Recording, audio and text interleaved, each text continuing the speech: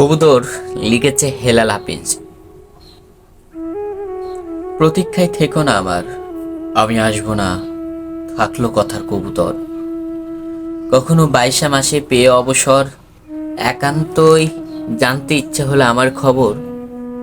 পাখিকে জিজ্ঞেস করো নিরিবিলি, পক্ষপাতহীন পাখি বিস্তারিত সংবাদ জানাবে।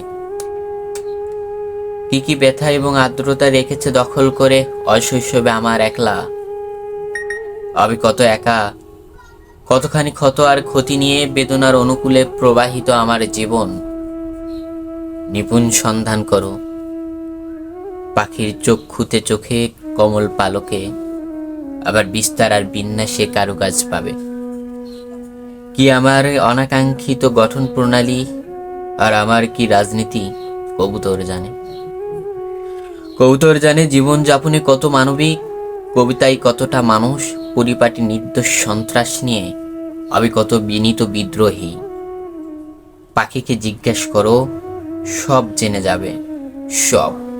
অবিকল আমার মতন করে কবুতর নির্ভুল জানাবে।